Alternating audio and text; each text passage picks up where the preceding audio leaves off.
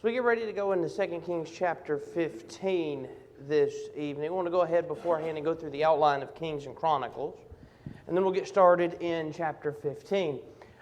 We've divided the books of Kings together. The first 11 chapters of 1 Kings are the reign of Solomon. 12 through 17 is the divided kingdoms. We have the falls of Israel and Judah. Fall of Israel recorded here in 17. It we'll see this evening. And then Judah's going to fall later in chapter 25. At the same time we're studying Chronicles, it divides itself into two sections. The reign of Solomon is 1 to 9, and then the kings of Judah during the divided kingdom in 10 to 36, as Chronicles is focusing on the storyline of Judah and only deals with Israel as they intersect with Judah.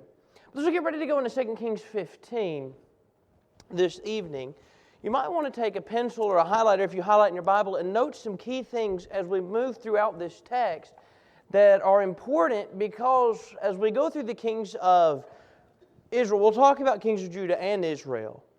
But as we talk about the kings of Judah or Israel rather, in our text this evening, there's some phrases and some things about them we want to note, because that's important when we get into chapter 17 and see about their fall. Now, 2 Kings 15 deals with several kings in both kingdoms, a couple of them from Judah and the rest are from Israel. So the first is we have the reign of Azariah in the first 7 verses, and he reigns in Judah. In the 27th year of Jeroboam, king of Israel, Azariah the son of Amaziah, king of Judah, began to reign. He was 16 years old when he began to reign, and he reigned 52 years in Jerusalem. His mother's name was Jechaliah of Jerusalem, and he did what was right in the eyes of the Lord, according to all that his father Amaziah had done. Nevertheless, the high places were not taken away.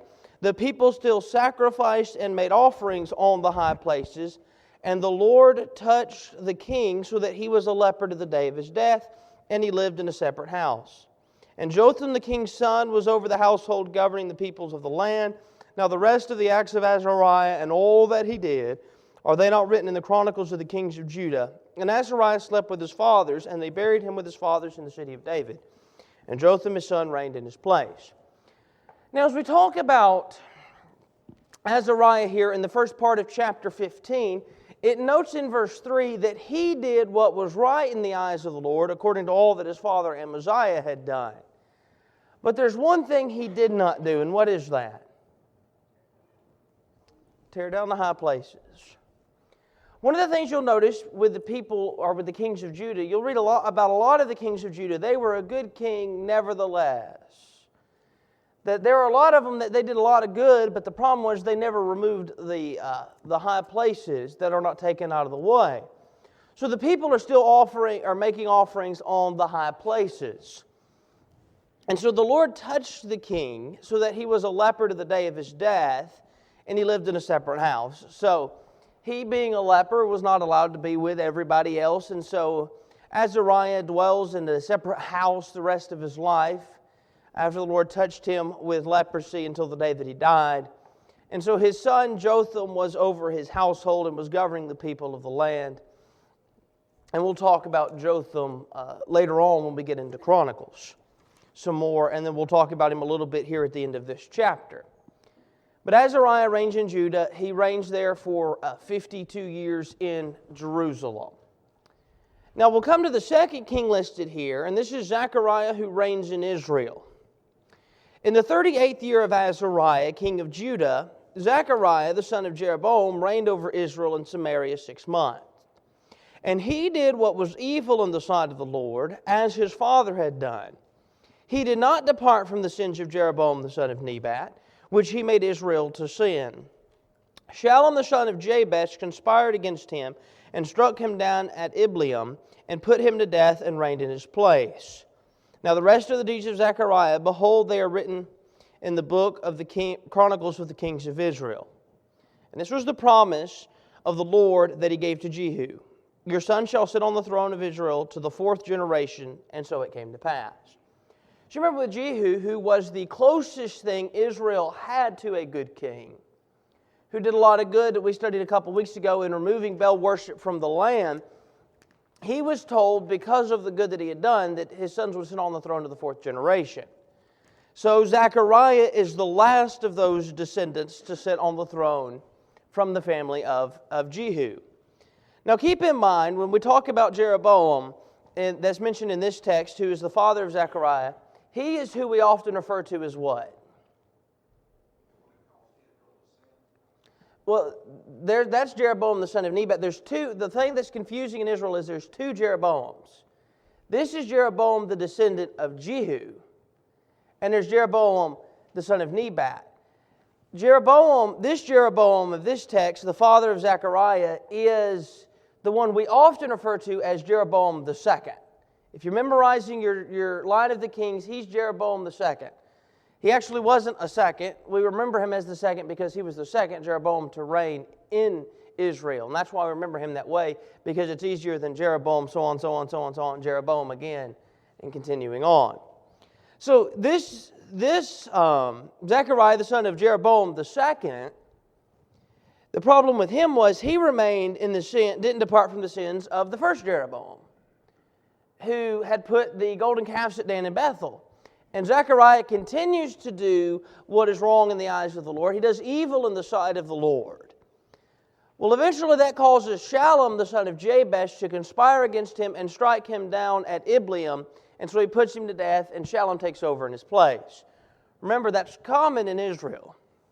The line of Jehu, he would have his sons would sit on the throne of the fourth generation. But for the most part in Israel, we're constantly changing families in power. And a lot of times you'd have this person kills the king so they can seize the throne. And that's what happens here. Shallum kills Zechariah so he can seek the throne. So, come down to verse 13 now, we have the reign of Shallum. Shallum, the son of Jabesh, began to reign in the 39th year of Uzziah, king of Judah, and he reigned 1 month in Samaria.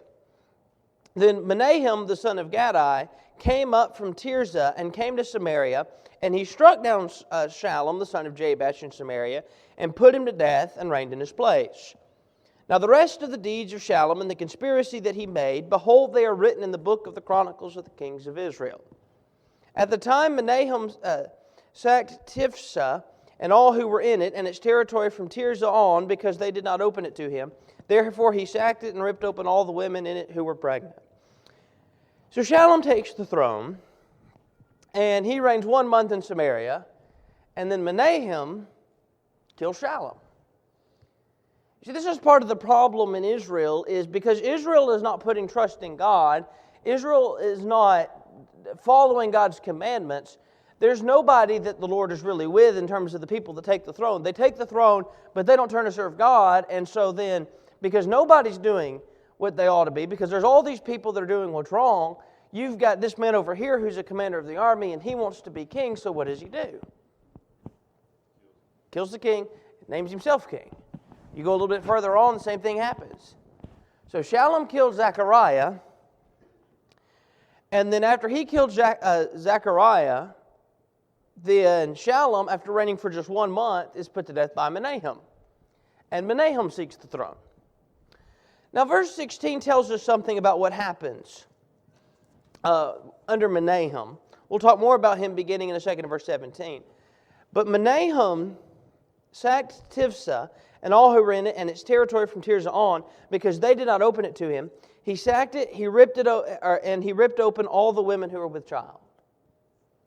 I mean, I think that this just tells us something about how wicked the people in Israel are by the things that are done by Menehum here.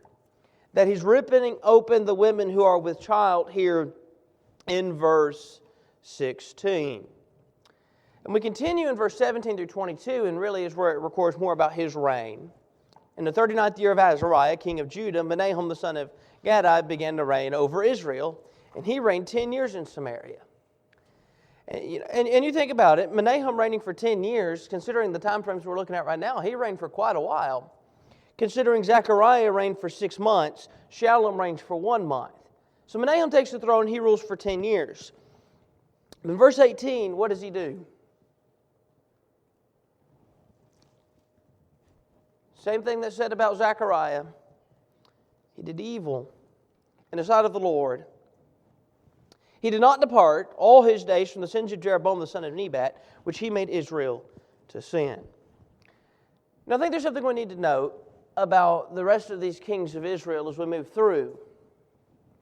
And it's something we need to remember in the kings of Judah. Both kingdoms often have a parallel that is drawn. In the kings of Judah, a lot of times you'll hear something about he walked in the steps of his father David, or he did not walk in the steps of his father David. And they'll compare them back a lot of times to David, because David is described in the Scriptures as what? Man after God's own heart. Well, in Israel, we have people that are doing wicked, and they're compared back to Jeroboam the son of Nebat, the original Jeroboam, because they didn't take away from the sins that Jeroboam had them to do. Remember, when we got to Ahab, it was said that Ahab was worse than all who were before him, and that's the last time that was said. He introduced Baal worship. But Jehu put that out.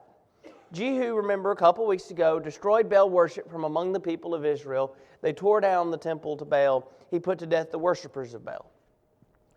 But he let the calves at Dan and Bethel remain. As you move on through the line of the people that succeed him, they continue to allow the people to engage in idolatry and to worship the calves at Dan and Bethel. They never remove them from the sins of Jeroboam the son of Nebat.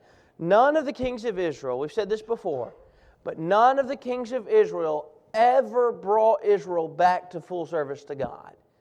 There were some like Jehu who made some great strides, but they never brought about the change that was absolutely necessary. They continued to walk in the sins of Jeroboam the son of Nebat. So in verse 19, Pul the king of Assyria came against the land, and Menehum gave Pul 1,000 talents of silver that he might help him to confirm his hold on the royal power. Menehum exacted the money from Israel, that is, from all who were wealthy, all the wealthy men, 50 shekels of silver from every man to give to the king of Assyria. So the king of Assyria turned back and did not stay there in the land. Now the rest of the deeds of Menehum and all that he did, are they not written in the book of the Chronicles of the kings of Israel? And Menehum slept with his fathers, and Pekahiah his son reigned in his place. So Menehum, we read about him here, giving the money to try and keep the king of Assyria from coming against him. He extracts the money from the people, from the wealthy men. He gives it to Assyria to sort of pay them off to stay away, and they do. But after Menehum dies, he is replaced by his son. So again, there are times that the lines do stay, or that the king is succeeded by his son. It's just oftentimes those family lines are destroyed, like Ahab's. Ahab had 2 sons to sit on the throne, but that family is destroyed by the line of Jehu. Well, Menehum's son, Pekahiah, reigns in his place. And so in the 50th year of Azariah, king of Judah, Pekahiah, the son of Menehum, began to reign over Israel and Samaria, and he reigned 2 years. And he did what was evil in the sight of the Lord, and he did not turn away from the sins of Jeroboam the son of Nebat, which he made Israel to sin. And Pekah the son of Remaliah, his captain, conspired against him with 50 men of the people of Gilead, and struck him down in Samaria in the citadel of the king's house with Argob and Ariah. He put him to death and reigned in his place. Now the rest of the deeds of Pekahiah and all that he did, behold, they are written in the book of the Chronicles of the kings of Israel. Now I want us to notice something else interesting here. As we're moving through Israel, and this just shows us something about the difference in the 2 kingdoms. Remember, Israel is going to fall here in chapter 17. Judah is going to last for quite a while longer. But they have about the same number of kings, because there's a constant change in Israel as they're changing family lines. Notice something. Back up into verse 8 again to Zechariah. In the 38th year of Azariah, so we're in year 38 of Azariah when Zechariah takes the throne. Skip on down to verse 13. Shallum the son of Jabesh began to reign in the 39th year of Uzziah. Also, that would be the same as Azariah. Look at verse 17. In the 39th year of Azariah. Come on down to verse 23. In the 50th year of Azariah. So just in this reign here of Azariah, we've had Zechariah, Shallum, Menehum, and Pekahiah all sit on the throne from the 38th year to the 50th year of the reign of Azariah. Now, verse 27. We have somebody else sit on the throne. This is Pekah, who took the throne from Pekahiah. Remember, it stated that Pekah, the son of Remaliah, the captain of Pekahiah's army, killed him, conspired against him with 50 men of Gilead, and they struck him down in Samaria. So, in the 52nd year of Azariah, king of Judah, Pekah, the son of Remaliah, began to reign over Israel and Samaria, and he reigned 20 years. And he did what was evil in the sight of the Lord. He did not depart from the sins of Jeroboam, the son of Nebat, which he made Israel to sin. And in the days of Pekah, king of Israel, Tiglath-Pileser, king of Assyria, came and captured Ijon, Abel, Beth-Maachah, Jonah, Kedesh, Hazor, Gilead, and Galilee, and all the land of Naphtali. And he carried the people captive to Assyria. Then Hoshea the son of Elah made a conspiracy against Pekah the son of Remaliah, and struck him down and put him to death, and reigned in his place. And in the 20th year of Jotham the son of Uzziah, now the rest of the acts of Pekah and all that he did, behold, they are written in the book of the Chronicles of the kings of Israel. Now, we'll get to Hoshea in a minute when we get into chapter 17. We're going to stay with the line of Judah for just a second for the rest of chapter 15 and on into chapter 16. But I said earlier, you might want to highlight some things. If you highlight in your Bible, you might want to highlight these phrases. In verse 9,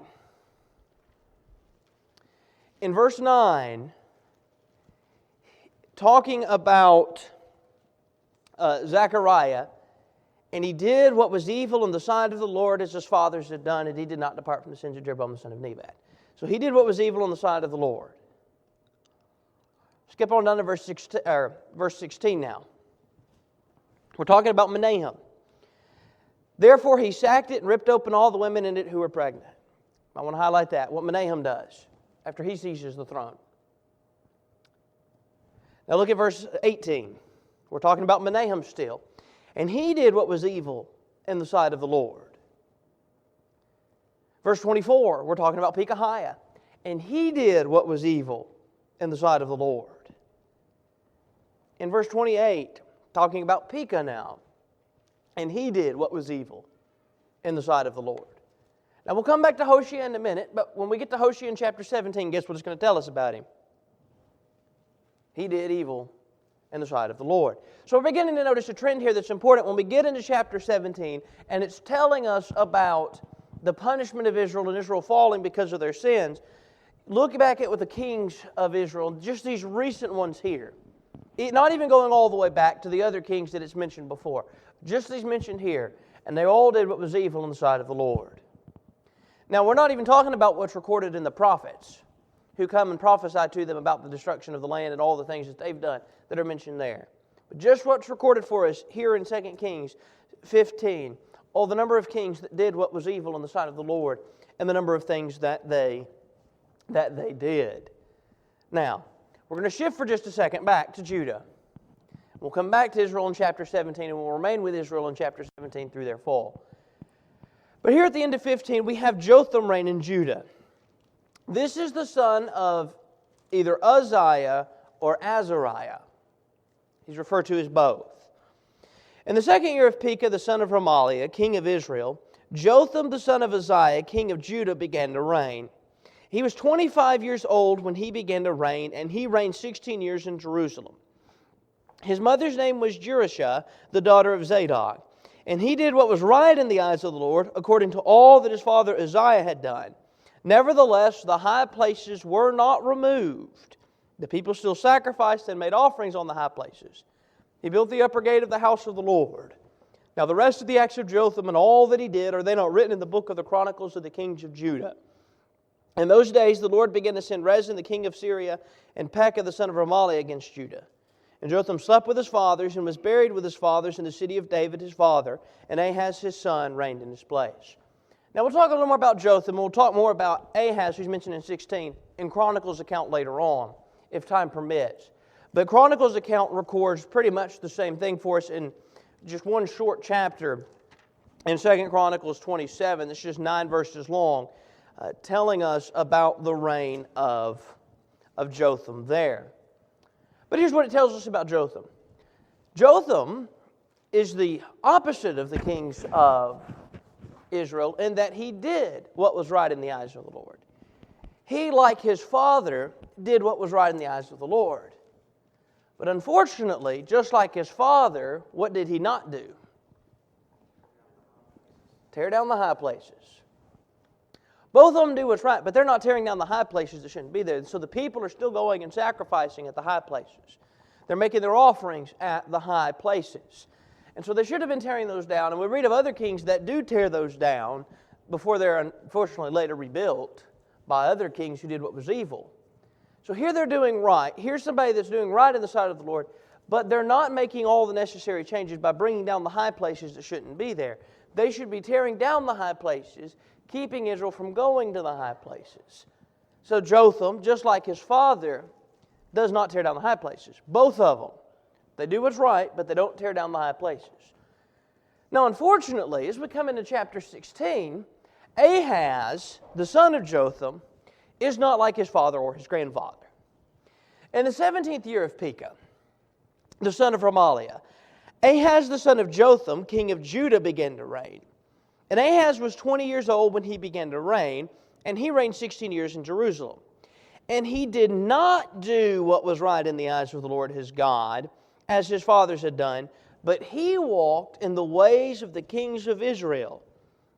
He even burnt his son as an offering, according to the despicable practices of the nations whom the Lord drove out before the people of Israel. And he sacrificed and made offerings on the high places and on the hills and under every green tree. Now we read about Jotham and we read about Azariah or Uzziah, about how they do what's right, but they don't tear down the high places. But then comes along Ahaz. And Ahaz is wicked, and Ahaz does not only not do what's right in the eyes of the Lord, he's more like who than his own father and grandfather? He's more like Israel's kings. He's walking in the ways of the kings of Israel. In fact, what terrible thing does it mention here that he does? Offers up his own son as a sacrifice. It says he burned his own son as an offering according to the despicable practices of the nations whom the Lord drove out before the people of Israel. Think about that. Here are all these people being driven out from before Israel. And if we go back in the history of Israel, back into the book of Deuteronomy, it's told to the people of Israel in Deuteronomy chapter 9, to remember that God's not driving them out because Israel's so great and deserves the land. These people are being punished for their wicked deeds. These people are being punished for what they do. And then God is fulfilling His promise at the same time to Abraham in giving the people of Israel the land. But God's driving out the people that are there in the land because of their evil deeds, because of their wicked deeds, because of the way that they're living. These are people that are doing some terrible things. So God drives them out. Well, here comes Israel, and then later, of course, the kingdom divides, and we have the northern kingdom of Israel and the southern kingdom of Judah. But both kingdoms end up following in what direction? They follow the ways of the nations that were driven out. Here God says, I'm driving these people out for the things that they've done, and you're going to occupy the land and me fulfilling my promise to Abraham. Yet as time goes on, Israel and Judah become like the nations around them instead of being the holy people of God as they're called upon to be. Now, we need to think about that for a second because I think there's a lesson for us to learn from this. God called upon Israel to be holy. Remember, there are several passages that talk about the need to be holy.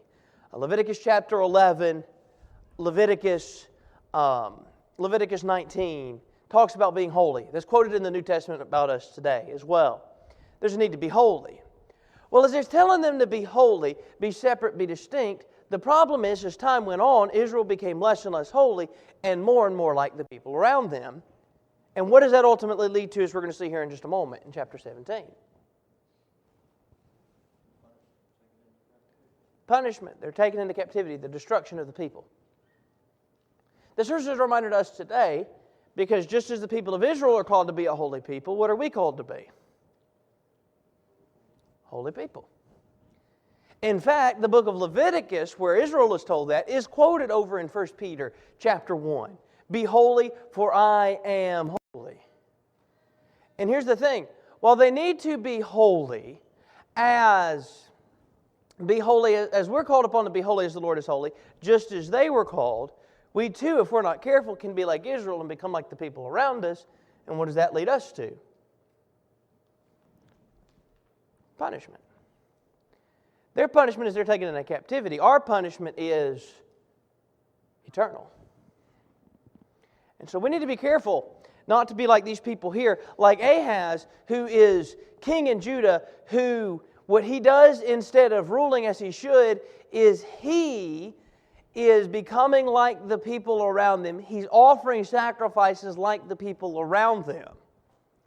And by so doing, he's made himself no better than the people the Lord drove out in the first place. Now, let's pick up in verse 5. We've seen about the wicked deeds of Ahaz. Let's move through chapter 5, the rest of this chapter rather quickly so we can get into chapter 17. Rezin, the king of Syria, and Pekah, the son of Remaliah, king of Israel, came up to wage war on Jerusalem, and they besieged Ahaz, but could not conquer him. And at the time, Rezin, the king of Syria, recovered Elath from Syria, and drove the men of Judah from Elath, and the Edomites came to Elath, where they dwell to this day. So Ahaz sent messengers to Tiglath-Pileser, king of Assyria, saying, I am your servant and your son. Come up and rescue me from the hand of the king of Syria and from the hand of the king of Israel who are attacking me. Now, I want to stop there for just a second. We'll skip around here quickly to get into chapter 17 in a moment, but I want us to notice something. When Ahaz is being seized by Pekah and by Rezin, by the king of Syria and by the king of Israel, where does Ahaz turn? To other people. Isn't that something that some of the other kings have already been warned about? Turning to other people and earthly alliances versus focusing on turning to God. How different could this story turn out? How differently could Ahaz be remembered if Ahaz would simply in this text turn to God and realize well, that he's not been serving God as he should, but instead he turns to God for help? That's a little bit of a different story. In fact, we'll read about a king later on who makes some changes in the face of some difficult situations. Later on, in just a few weeks, when we study about Manasseh, the son of Hezekiah, who we often remember as the worst king of Judah, but he actually does make some changes. He eventually turns. Ahaz, on the other hand, does not. Ahaz, when he finds himself in a difficult situation, instead of turning to God, turns instead to form an earthly alliance. He turns to Tiglath-Pileser, the king of Assyria. He pays tribute to him for him to come and to help him. So then verse 10, when King Ahaz went to Damascus to meet Tiglath-Pileser, king of Assyria, he saw that the altar was at Damascus. There's an altar that's built by Tiglath-Pileser in the verses previous. And so King Ahaz sent to Uriah the priest a model of the altar and its pattern, except in all its details. Then he has the priest build a replica of the altar that's at Damascus back in Jerusalem. And so the king has him build this altar. And when the king came from Damascus in verse 12, he views this altar that he's had the priest build. The king draws near to the altar, went up on it, and burnt his burnt offering and his grain offering, and poured his drink offering, and threw the blood of his peace offerings on the altar. And the bronze altar that was before the Lord he removed from the front of the house, from the place between the altar and the house of the Lord, and put it on the north side of his altar. And King Ahaz commanded Uriah the priest, saying, On the great altar burn the morning burnt offering, and the evening grain offering, and the king's burnt offering, and his grain offering with the burnt offering of all the people of the land, and their grain offering and their drink offering, and throw on it all the blood of the burnt offering, and all the blood of the sacrifices. But the bronze altar shall be for me to inquire by. And Uriah the priest did all this as the king commanded. King Ahaz cut all the frames of the stands and removed the basin from them, and he took down the sea from off the bronze oxen that were under it, and put it on a stone pedestal. And he covered and the covered way for the Sabbath that had been built inside the house, and the outer entrance for the king he caused to go around the house of the Lord because of the king of Assyria. Now the rest of the acts of Ahaz and all that he did, are they not written in the book of the Chronicles of the kings of Judah? And then he's succeeded by his son Hezekiah. Now, real quickly, for time's sake, because our time is quickly getting away from us, keep your finger here in 2 Kings and flip over to 2 Chronicles.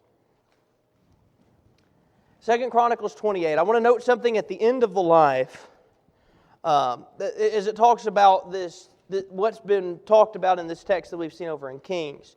And something that's stated about it over in Chronicles account, and then we'll come back to Kings and we'll finish up the discussion of the history of Israel. Look at verse 22. In the time of distress, he became what? He still rejected God. He became yet more faithless to the Lord. This same King Ahaz. For he sacrificed to the gods of Damascus that had defeated him, and said, because the gods of the kings of Syria helped them, I will sacrifice to them that they may help me. But they were the ruin of him and all Israel. And Ahaz gathered together the vessels of the house of God, and cut in the vessels of the house of God. And he shut the doors of the house of the Lord, and he made himself altars in every corner in Jerusalem. So you read through there, and he's defeated in 2 Chronicles chapter 28. He decides, you know what, since I'm defeated by Syria, I'm going to turn to serve their gods. And here's somebody that is so terrible, as we read about in 2 Kings, somebody that sacrificed his own son. Yet when we come over to Chronicles, it says he became yet more faithless. He just totally rejected God, had no regard for God and for His will, and turns to become more and more idolatrous as time goes on, and to serve more and more idols, as opposed to turning to serve God after he was defeated. Now, let's come into chapter 17. Hoshea reigns in 1 through 5 in Israel. In the 12th year of Ahaz, king of Judah, Hoshea the son of Elah began to reign in Samaria over Israel, and he reigned 9 years. And he did, remember we talked about highlighting this. If you highlight, you might want to highlight this again. And he did what was evil in the sight of the Lord, yet not as the kings of Israel who were before him. So he's a little better than the people that were before him, the people that he succeeded, yet he still did evil in the sight of the Lord. And against him came up Shalmaneser, king of Assyria, and Hoshea became his vassal and paid him tribute. But the king of Assyria found treachery in Hoshea, for he had sent messengers to So, king of Egypt, and offered no tribute to the king of Assyria, as he had done year by year. Therefore the king of Assyria shut him up and bound him in prison. Then the king of Assyria invaded all the land and came to Samaria for 3 years and besieged it. Now we'll continue on. We'll read of the fall of Israel. In the 9th year of Hoshea, the king of Assyria captured Samaria, and he carried the Israelites away to Assyria and placed them in Halah in the harbor in the river of Gozan, Gozan, and in the cities of the Medes. And this occurred because the people of Israel, again, we talked about highlighting this. You might want to highlight this in your Bible. Here is a summary of why the people are punished. And this occurred, that is, the fall of Israel occurred, because the people of Israel had sinned against the Lord their God, who had brought them out of the land of Egypt from under the hand of Pharaoh, king of Egypt, and had feared other gods, and walked in the customs of the nations whom the Lord drove out before the people of Israel. And in the custom of the kings of Israel in the customs that the kings of Israel had practiced. And the people of Israel did secretly against the Lord their God things that were not right. They built for themselves high places in all their towns, from watchtower to fortified city. They set up for themselves pillars and asherim on every high hill and every green tree. And they made offerings on all the high places, as the nations did, whom the Lord carried away before them. And they did wicked things, provoking the Lord to anger. And they served idols, of which the Lord had said to them, "You shall not do this." Yet the Lord warned Israel and Judah by every prophet and every seer, saying, "Turn from your evil ways and keep my commandments and my statutes in accordance with all the law that I command your fathers and that I sent to you by my servants the prophets." And let's stop there for just a second. We come into verse 7 here, and it talks about that this captivity occurred because Israel did what?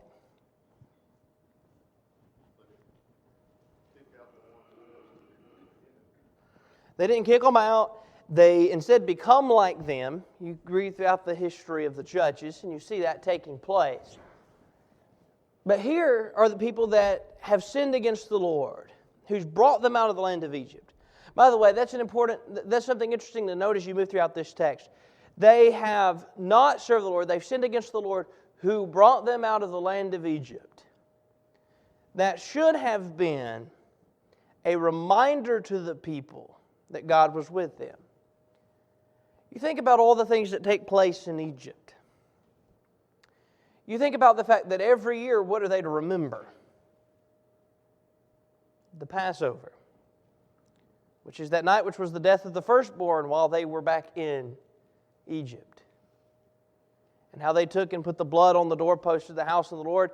The angel of the Lord passed over them and killed the firstborns of the sons of Egypt.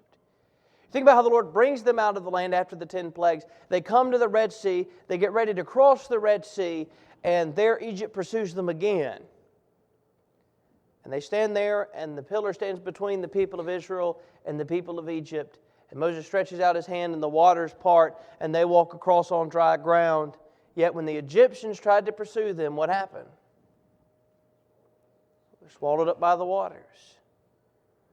You think about how God brings them into this land where there were those that from the human standpoint they should have had no chance of defeating. Remember the report that the spies bring back and how they talk about, as they bring back this report, they talk about how we can't defeat them for the descendants of Anak. Here are the giants. We're not going to defeat them. 10 of the spies said there's no way. 2 of them said we can, but 10 of them said we can't. Yet, after they're wandering in the wilderness, the Lord gives the land into their hands and was with them. You think about the days of the judges and all the times that they were taken by the people of the Lamb. They were being oppressed, yet they turned to serve God, and God delivered them. You think about the days of Saul, the days of David, the days of Solomon, as this is a thriving kingdom before it divides. And all the things the Lord did for them in delivering them from the Pharisees, or not from the Pharisees, delivering them from the Philistines and from all their enemies around them. That should have been a reminder to the people that they need to serve God, because when they do, it is always for the best. Yet they didn't. They walked in the custom of the nations whom the Lord drove out. The Lord says, drive these people out. Serve me, and I will be with you. Serve me, and you will dwell in this land, and you can continue to dwell in this land. But they didn't. Even after they rejected Him and went on to serve idols, He warned Israel and Judah both by every prophet and every seer, saying, turn from your evil ways and keep my commandments and my statutes. Even after all that took place, it wasn't like the Lord said, okay, go in the land and serve me. And time goes on and the people don't serve the Lord, and the Lord says, well, I'm just going to punish them. He gave them time and time again to repent. Verse 14. But they would not listen, but were stubborn, as their fathers had been, who did not believe in the Lord their God. They despised His statutes and His covenant that He made with their fathers, and the warnings that He gave them. They went after false idols and became false, and they followed the nations that were around them, concerning whom the Lord had commanded them that they should not do like them. And they abandoned all the commandments of the Lord their God, and made for themselves metal images of 2 calves, and they made an Asherah, and worshipped all the host of heaven, and served Baal. And they burned their sons and their daughters as offerings, and used divinations and omens, and sold themselves to do evil in the sight of the Lord, provoking Him to anger. Therefore the Lord was very angry with Israel, and removed them out of His sight. None was left but the tribe of Judah only. So the Lord warns them, and says, here you need to change, and gives them ample opportunity, but they don't, because of their stubbornness. Instead, they despise His statutes, they abandon all His commandments, they serve all the host of heaven and Baal instead, and they sold themselves to do evil in the sight of the Lord. Verse 19. Judah also did not keep the commandments of the Lord their God, but walked in the customs that Israel had introduced.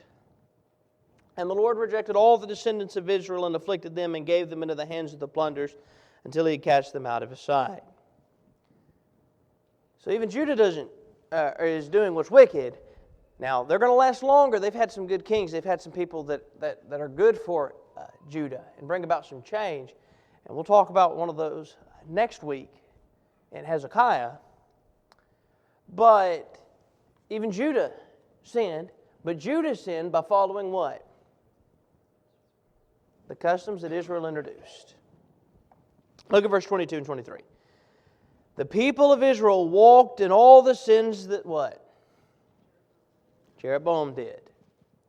Remember we said as we went through the previous chapter, or a couple of chapters ago to highlight, they did what was evil in the sight of the Lord and did not depart from the sins of Jeroboam the son of Nebat. How many times it occurred there? How many times it occurs throughout their history? And ultimately Israel is punished because they did not depart from the sins of Jeroboam until the Lord removed Israel out of His sight. And as He had spoken by all His servants and the prophets, so Israel was exiled from their own land to Assyria until this day. Now, Israel's punished for their wicked doing. Now, Assyria is going to resettle the land of Samaria with other people they bring in from other nations. This is significant because what race of people results from this? The Samaritans. Remember, there's this animosity as we come into the New Testament between the Samaritans and the Jews. The Samaritans were the mixed race that resulted from the people brought into the land with those that were still left behind. And so that's what's going to result here in Samaria, as the people resettled in Samaria.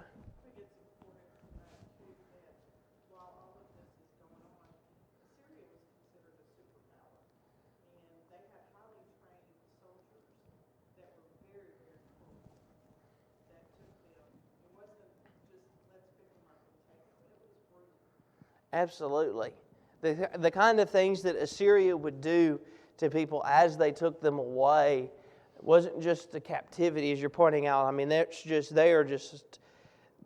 were masters of torture, were the people of Assyria. And so that's something to note, that this is quite the punishment that's going to take place for the people of Israel. Now, Jotham reigned in Judah 1-6 of chapter 27. He dies in 7-9 of 2 Chronicles 27. We've already talked about Jotham, so for time's sake, we'll move on to practical lessons. Chapter 28 was the reign of Ahaz in Judah, the defeat of Judah in 5-21. And then 22 through 27, we noted earlier, is the idolatry of Ahaz. He became yet more faithless. Down in verse 24. Now, we got just a couple of minutes left. Let's talk about some practical lessons. I think one of the first things we need to note in this text is, I think we see the need that Israel had and that we have today to serve God. God has made promises to us as He did to Israel. And those promises can be are conditional upon our obedience, just as it was for Israel. God makes all these promises back to the people of Israel, and sometimes people want to know, well, why did the Lord not keep His promises? He did. He kept His promise to them. The Lord keeps His word, which really brings us to the next part. He's going to do exactly what He says He's going to do. The problem wasn't that the Lord didn't keep His promises. The problem was when the Lord made a promise that was conditional upon what? Their obedience. When they disobeyed, they're punished. He gave them and said, this is what happens as long as you serve me. Well, what did we read in chapter 17? They didn't. They despised His commandments. They despised His statutes. They had no regard for His word at all. We need to note in this text that God's going to punish evil. He did in this text. He punished them for what was done.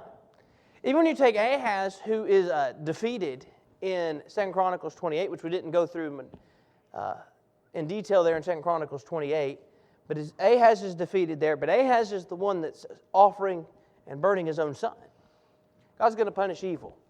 Which brings us to this, and it's closely connected. God will punish those that are His people when they disobey. A lot of times people look at the history of Israel and Judah and talk about that's God's people. That's the Lord's people. But they're punished because they didn't obey. Well, the same way today, those that are Christians, they may have obeyed the gospel, but they're still to continue in obedience. They're still to continue to obey His will. It doesn't matter that somebody became a child of God. If they do not obey Him, they will be punished. Israel's punished here by being taken captive, but if we do not obey Him, then we will be punished for all eternity. Next week we'll pick up in chapter 29 of 2 Chronicles and chapter 19 of 2 Kings.